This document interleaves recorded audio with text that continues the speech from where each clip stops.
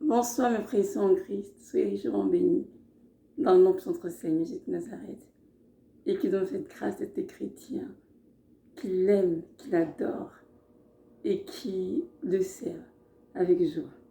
Aujourd'hui, nous sommes le 27 mai 2022 et je vais parler du livre des noms qui pourraient être effacés du livre de vie. Il y a beaucoup de chrétiens qui disent que une fois que le nom d'un chrétien a été créé de vie, ce nom ne peut plus s'effacer. Parce que Dieu, lorsqu'il a commencé une salut, il ne le reprend pas. Alors nous allons ensemble si ce qui est dit est vrai. Est-ce que c'est vrai que les noms inscrits de vie ne peuvent plus s'effacer? Nous allons ensemble en lisant la parole du Seigneur. Prenons nos Bibles dans le livre de Apocalypse, chapitre 3. Chapitre 3, verset 1, ça dit ceci. Donc c'est lorsque Jean a reçu les lettres pour ces églises d'Asie, ces églises de Sardes, à qui le Seigneur voulait une lettre en disant ceci. Écrit aussi à l'ange de l'assemblée de Sardes. Voici ce que dit celui qui a les 7 esprits d'Élohim et les 7 étoiles. Je connais tes œuvres, parce que tu peux être vivant alors que tu es mort. Deviens vigilant et affermis le reste qui va mourir, car je n'ai pas trouvé tes œuvres parfaites devant Élohim. Souviens-toi donc des choses que tu as reçues et entendues, garde-les et réponds-toi. Si donc tu ne veilles pas, je viendrai contre toi comme un voleur, et tu ne sauras jamais à quelle heure je viendrai contre toi. Tu as aussi à Sardes un petit nombre de noms qui n'ont pas souillé leurs vêtements et qui marcheront avec moi en blanc, parce qu'ils en sont dignes. Celui qui remporte la victoire sera revêtu de vêtements blancs, et je n'effacerai jamais son nom du livre de vie, mais je confesserai son nom devant mon Père et devant ses anges.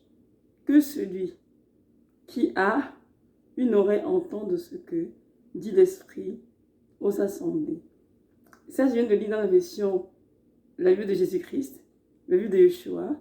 Et je sais que vous pouvez lire dans le second, c'est un peu différent la structure, mais c'est quand même la même chose. La Bible, je dis, le fond reste la même chose. Donc, nous venons de lire ensemble une lettre envers une assemblée par le Seigneur.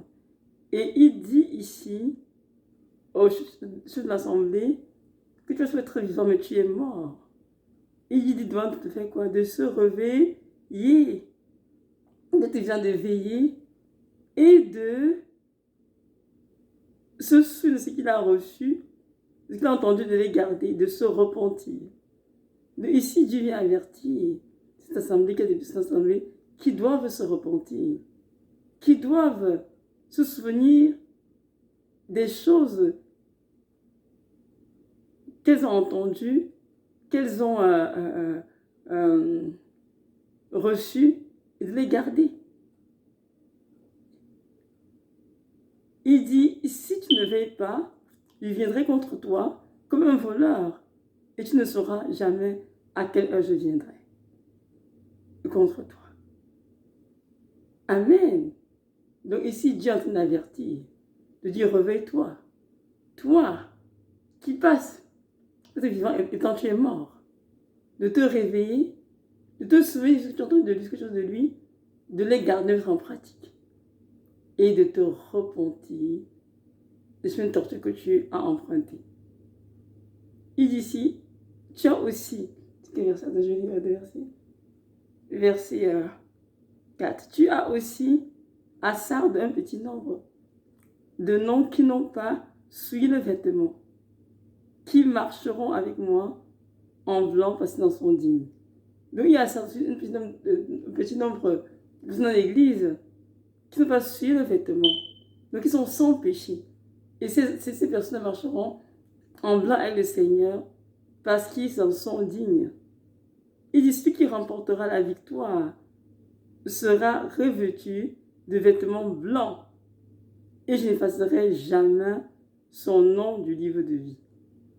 Si le Seigneur dit cette phrase-ci, que celui qui remportera la victoire sera revêtu de vêtements blancs et je n'effacerai jamais son nom du livre de vie. Ici, nous devons recevoir est très clair. C'est que Jésus-Christ peut effacer un nom du livre de vie. Donc ceux qui seront vaincus par le péché, ceux qui ne vont pas remporter la victoire, ils ne vont pas marcher en vêtements blancs avec Yeshua et leurs noms seront effacés du livre de vie de l'agneau, tout simplement. Donc s'il vient tout de suite, renverser cette théorie du save always save, cette théorie des gens qui disent que, excusez-moi, donc cette théorie des gens qui disent que lorsqu'on est sauvé, on se fait une fois pour toujours. Et que peu importe notre vie, après notre conversion, avec ou sans péché, on entre au paradis. C'est absolument faux, c'est une grande trompe de l'ennemi. Et beaucoup de chrétiens vivent ainsi. Ils ont vu le Seigneur, c'est vrai. Ils sont à l'église, c'est vrai. Ils prient, ils vont jeûner, ils vont faire des choses pour le Seigneur. Mais ils continuent de caresser le péché, de se voter dans le péché, et ils disent que non, ils vont quand même entrer au ciel, parce que Jésus-Christ est miséricordieux. Nous allons lire ensemble que ceux qui vont remporter la victoire sont revêtus de vêtements blancs et que Jésus-Christ les effacera par le nom du livre de vie. Amen. Et il dit que je les confesserai devant mon Père et devant ses anges. Et plus haut dans le même chapitre, on nous montre ici des gens qui ont des vêtements souillés. Ceux qui ont des vêtements souillés ne peuvent pas entrer au paradis. Donc je vais lire ces vêtements. Ici au verset, excusez-moi, 4. Tu as aussi à Sardes un petit nombre de personnes qui n'ont pas souillé le vêtement et qui marcheront avec moi en blanc parce qu'ils en sont dignes. Amen. Donc ceci nous montre que il y en a qui ont su le vêtement. Il y en a qui n'ont pas su le vêtement. Donc ceux qui ont su le vêtement, c'est à eux que ça dit, vous pensez pour être vivant, mais vous êtes mort. Réveille-toi.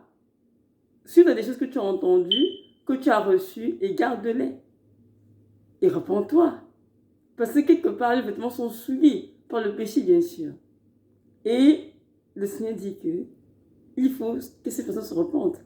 Autrement, ils ne pourront pas remporter de victoire. Il dit, tu as aussi à ça un petit nombre de personnes qui n'ont pas souillé le vêtement. C'est le péché, ça souille, hein? Le péché, c'est la saleté. Et là, ces gens qui ont vêtements marcheront avec Yeshua en blanc parce qu'ils en sont dignes. Et celui qui remportera la victoire, le texte sur quoi? Sur le péché, bien sûr.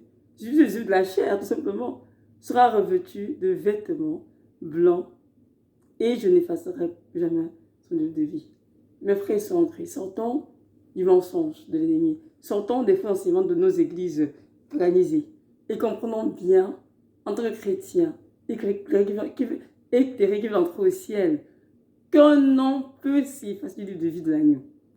Donc, ta vie que tu vis, la vie que tu vis dans ce moment, c'est ce qui a déterminé si ton nom va rester inscrit de l'agneau ou pas. Nous sommes inscrits, c'est parce que nous sommes le Seigneur, nous sommes convertis. Nous devons veiller à nous sanctifier. Marcher la sainteté. Le Seigneur a dit, soyez saints car je suis saint. Il nous invite en Hébreux 12, verset 14, il dit ceci, recherche la paix avec tous et la sanctification sans laquelle peut se nourrir le Seigneur. Autrement dit, si on ne sanctifie pas, si on ne se dévie pas du vieil homme, nos vêtements seront souillés et par conséquent, on ne verra le Seigneur. Et nos noms seront évidemment effacés du livre de vie de l'agneau. Donc cette grande tromperie de Satan qui dit qu'un chrétien est sauvé une fois, c'est pour toujours, et que son nom ne peut pas être effacé du livre de vie, est vraiment, comment dirais-je, une grande conspiration qui naît de l'enfer. Et tout chrétien qui croit à cette théorie, qui se conforte dans cela et qui ne veut pas le vivre en règle, qui vient de pécher, il dit c'est pas grave, Dieu comprend, vont se voir jetés en enfer. Malheureusement. Ils seront très attristés, mais ce sera dommage. Ils ont cru en son ennemi. Mes frères et sœurs, marchons dans la vérité. Disons les Saintes Écritures pour comprendre ce que Dieu dit, quelle est sa pensée. Et arrêtons de jouer le Seigneur. Arrêtons de croire qu'il a donné sa vie à Golgotha pour nous. Il nous a instruits à enseigner à nous depuis du vieil homme. Et quand on vient encore à la fin des temps pour dire Seigneur, je vole, mais c'est pas grave, j'entends au ciel. Je mange, j'entends au ciel. Je fornique, j'entends au ciel. Mais non, il est l'agneau qui est au péché du monde. Donc, nous sommes appelés tous les jours à travailler à la renaissance de l'agneau. Il est dans l'Apocalypse 22. Heureux celui que je trouve en venant, qui est en train de laver sa robe dans le sang de l'agneau, c'est-à-dire de se repentir de ses péchés. L'heure est à la repentance. L'heure est à mettre nos vies en règle, c'est nos vies spirituelles. Et c'est très important. Et beaucoup de chrétiens sont joués excellents en disant, ben non, je fais depuis 20 ans, depuis 30 ans, je vais entrer au ciel, c'est sûr, c'est assuré. Non. Détrompez-vous. Le Seigneur Jésus-Christ de Nazareth est un Père, certes, à cause de nous qui l'aimons, mais comprenons aussi qu'il est un Dieu juste. Il fera plus de favoritisme. Ceux qui auront su le vêtement ne seront pas vêtus de blanc, et par conséquent ne vont pas entrer au ciel, et les noms seront effacés de vie. Mais ceux qui auront la victoire sur le péché, sur le vieil homme, ils seront revêtus de blanc, et ils vont marcher le Seigneur, parce qu'ils en sont dignes. Et leurs noms vont rester inscrits dans le livre de vie de l'agneau. Amen.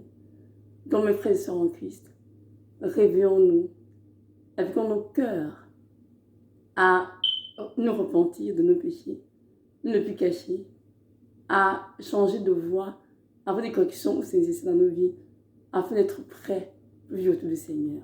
Il y aura bientôt, bien sûr, une église glorieuse, sans tache ni ride. Et c'est important que chacun s'applique à garder sa robe blanche, sans tache ni ride. Amen. Donc voilà, donc toi qui écoutes en ce moment, la théorie du save, always save, ou bien théorie de sauver, c'est pour toujours, ne tient pas la route dans le Seigneur. C'est une grande tromperie de Satan, né de l'enfer, qui a fait ce chemin dans le cœur de beaucoup de chrétiens et qui est déjà en ce moment, pardon, a eu des dégâts et a conduit beaucoup de chrétiens en enfer, qui n'ont pas été assez sensibles pour cette question du Seigneur. Nous devons savoir que, bien sûr, que notre foi, sans les éveiller mortes, si vraiment en Dieu, il faudrait que le fruit, qu'on puisse de voir le fruit, ça soit une la parole, pour des fruits dignes de repentance. Si nous sommes chrétiens, il faut que nos vies soient différentes de nos vies d'autrefois, en notre conversion. Donc, c'est pour que nous devons vraiment tous les jours travailler, renoncer au péché, peu importe sa nature, et à vivre vraiment la vie que Dieu a pour nous. Donc, voilà, mes frères et sœurs, que Dieu vous bénisse, vraiment cette grâce, et à nous également vraiment de la vie reconnaissante de l'agneau tous les jours, et de garder nos noms inscrits dans le livre de l'agneau, afin vraiment d'hériter le paradis. Soyez richement bénis. Shalom, shalom.